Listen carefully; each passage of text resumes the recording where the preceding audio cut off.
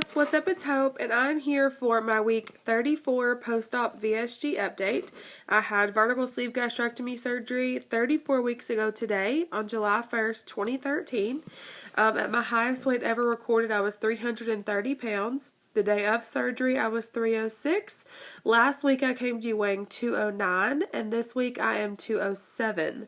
So, that is a 2-pound loss for last week, which I am so excited about. I will definitely take it for sure. I actually seen 206 during the week, and it went back up a little bit to 207. So, but it's still a loss, so I'm grateful for that.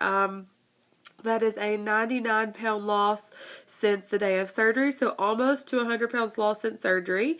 And then that is 124 pounds total from my highest weight. So 124 pounds gone forever. I'm super excited about the 2-pound loss this week. I'm grateful that, the weight is definitely still coming off.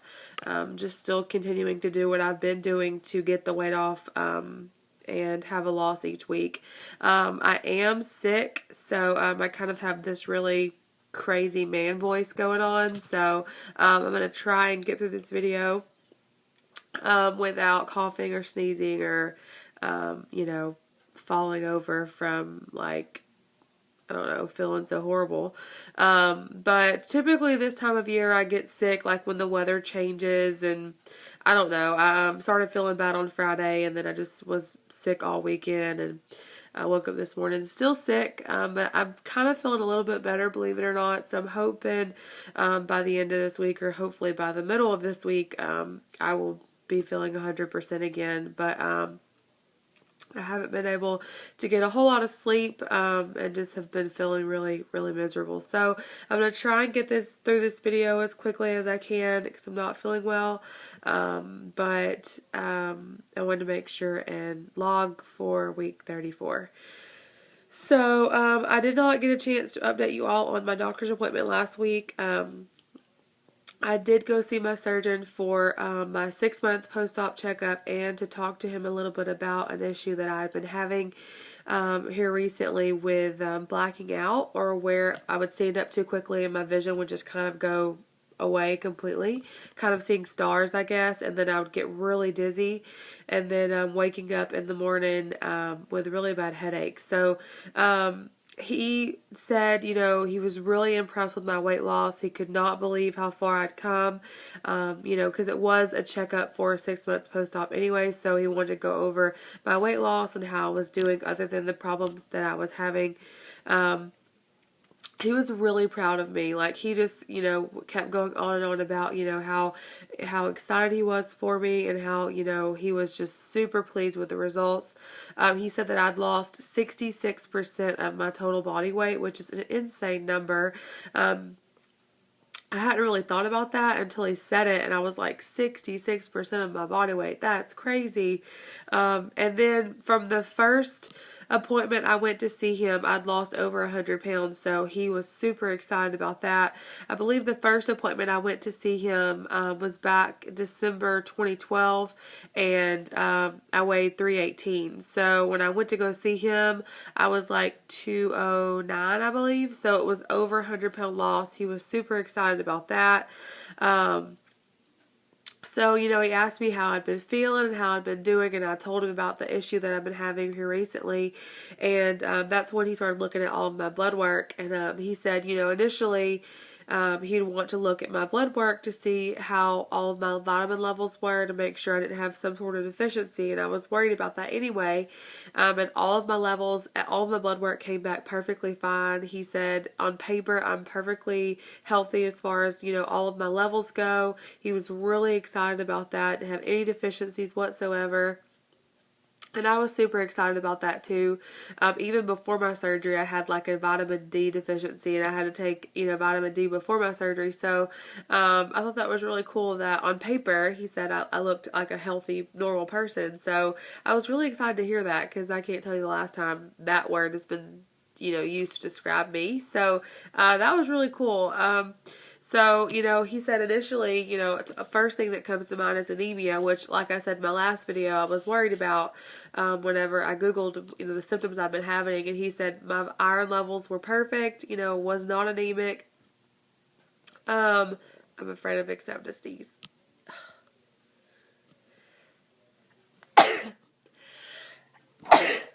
Of course, I would have to sneeze in the middle of my video. Oh my gosh. See, I feel like crap.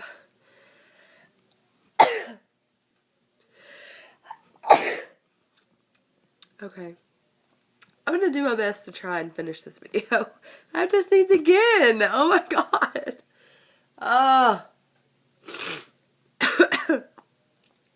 I'm sorry, guys. Now my eyes are all watery. Anyway, he said that he was super impressed. Sorry, hold on. I gotta sneeze again.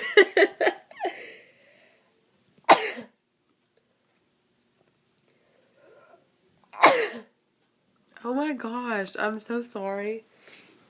Let me grab my Kleenex. Oh my gosh. Wow, of course I'd have to sneeze, right? And I have to sneeze again. Oh my gosh. Of course I would have to sneeze right in the middle of my video. I'm so sorry, y'all. Anyway, he said that all of my levels came back really good. He was super impressed and super excited about it, so I'm not anemic. He said that, you know, the next two things that would come to mind would be a blood pressure problem, but my blood pressure came back perfectly fine whenever they checked it when I went to the doctor. And so he said a blood sugar, second thing would be blood sugar. And, but he said my levels were perfectly fine. So, I don't know. I was a little frustrated with his answer as far as what had been going on because honestly he didn't know. Because, you know, in order to be able to see if it's a blood sugar problem, they have to take more than one reading. And since I'd only had that one from my lab work, you know, he said he really couldn't tell if that was it or not. I told him that I was really strict with my diet, and he said, you know, maybe I'm just not getting in enough of something, and that might be the reason too. So he went ahead and referred me to the dietitian. There is a new dietitian working for him now, and so I have never met with her before. So I feel like it'll be a really good opportunity to go sit with her and kind of talk about my diet and what I eat every day. To see if she can give me some pointers on maybe kind of mixing things up a little bit. He did say that if the problem continued to occur, to make sure and follow up with my primary care doctor, which I was not really expecting him to say, honestly, but I really can't blame him for that. I mean, I'm over 6 months out from having, you know, the surgery. I'm perfectly healthy as far as he's concerned. If I continue to have a problem, then he said make sure and see my primary care doctor, which makes sense. So I'm hoping that with adjustments in my diet, I won't have any more issues. I haven't had any more issues here recently, so maybe, you know, that's behind me now and I don't have to worry about it anymore. It's definitely alarming when that happens. And so, sorry guys. And so, I'm just hoping that I don't have any more episodes like that and that part of the journey is over. I was really glad to hear there were no deficiencies and all of my levels were back up to normal. So he said just make sure I continue to take all of my vitamins and my calcium and make sure and continue to get my protein in and get my water in. But to definitely follow up with a dietitian to kind of go over my diet and see if she can give me any sort of recommendations on mixing things up a little bit. So we'll just have to see what she says. I go see her on March 3rd. So, I will definitely be seeing her and then I'll follow up with all of you letting you know how that goes. So, let's see if I can make it through the next section of this video without sneezing like a crazy person. This past week was actually the first week since my surgery I did not have a protein shake every day. I was really interested, I did it on purpose. I was really interested to see if I can get all of my protein in with food. I am far enough out where I'm eating 900 to 1,000 calories a day, and I was just curious to see if I could do it. And I did every day. I got, you know, at least 75 grams of protein every single day. I stay, you know, in the 80, 85, 90 range. So, I was really proud of myself for being able to get my protein in without having to really rely on a protein shake. I was drinking Premier Protein every single morning for breakfast, and, I was really just wanting to see if I could get that in with food, and I was able to. So I was really super excited about that. I'm not sure if I'll continue doing that or not. I feel like the protein drinks really have a lot of vitamins and minerals in them. And, I don't mind drinking them for breakfast or on the go. I just was trying to see if there was a way that, since I am so far out now, if I can get all my protein in every day without having to rely on a protein shake. And I was really excited that I was able to do that. So it was just a little test I had for myself, and it worked. So moving forward, I might continue doing that. I might not. It just depends. This past week, I did sign up for my first 5K. I'm super excited about that. I've never even attempted a 5K before, so it is a color run. It is on May 3rd, and it's here in the town I live in, so I'm super excited about that.